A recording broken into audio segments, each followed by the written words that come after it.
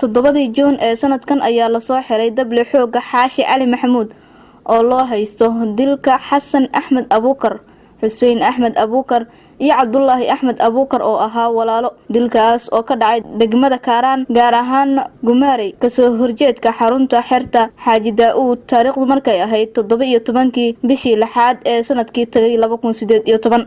xilligaas ayuu isaga baxsaday goobta uu dilka ka geystay eedeysanaha, waxa ayna ciidamadu ammaanku ku qaadatay soo qabashadiisa sanad iyo dhowr cisho. 15 bishii 7 ee sanadkan ay ku soo wareegtay xafiiska xer ilaalinta eedeysanaha, waxa ayna xilligaasi garsoor ku weydiisteen in loo gudbiyo xabsiga dhexe. xafiiska xer ilaalinta ayaa isku howlay baarista kiiska uu eedeysanaha ku yahay dable xooga Xaashi Cali Maxamuud. baaritaan dheer kadib waxay codsadeen in la mudeeyo dhageysiga dacwo qaadista. 26 bishii tagtay ayaa la soo yimid fadhigii koowaad ee dhageysiga dacwada, waxa ayna xafiiska xer ilaalinta maxkamadda ka hor sheegeen in uu jiray muran dhuleed oo ay sababsadeen marxuuminta, balse garsoorayaasha ayaa go'aan ku gaaray in lala yimaado cadeymo intaas ka badan. mar kale ayaa loo ballamay dhageysiga dacwada eedeysane dable xooga Xaashi Cali Maxamuud 2 bishan, waxa ayna xafiiska xer ilaalinta la yimaadeen cadeymo dheeri ah oo ay ka mid yihiin muwaadiniin ka shaqeeya geerishka ay mashaqadu ka dhacday, kuwaas oo ku marag furay eedeysanaha sheegashadiisa ah in muran dhuleed kala dhaxeeyay marxuuminta aysan waxba ka jirin, sawirka marxuuminta, warqadda cadeynta dhimashada iyo baarihii kiiska.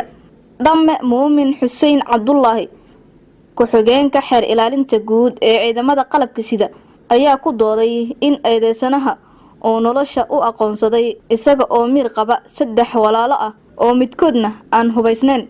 waxa uu sidoo kale eedeysanaha u baxay dilka marxuuminta uu uga safray Afasiyooni degmada Waaberi isaga oo ugu tagay cirifka looga baxo magaalada degmada Kaaraan. waxyaabaha kale ee cajiibka ah oo ay marqaatiyaashu ka marag fureen waxaa ka mid ah in mid ka mid ah marxuuminta uu dhaawac ahaan u baxsaday uuna dhammaystiray eedeysanaha oo maxkamadda hortaagan ayaa sidoo kale iibsaday hantida dawladda ku aamintay isaga oo muddo dheer gambad ka ahaa hay-adaha amniga ee ku raad joogay. qareenka eedeysanaha ayaa codsaday in ay bixiyaan magta marxuuminta maadaama eedeysanaha ay reer wadaag ahaayeen eedeysanaha.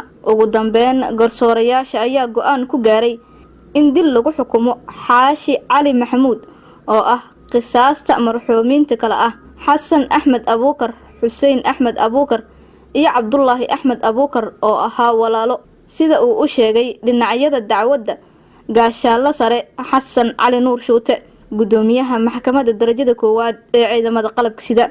go'aanka maxkamadda ayaa waxaa ka furan raacfaan ku eg 30 cisho ee xukunka kadib.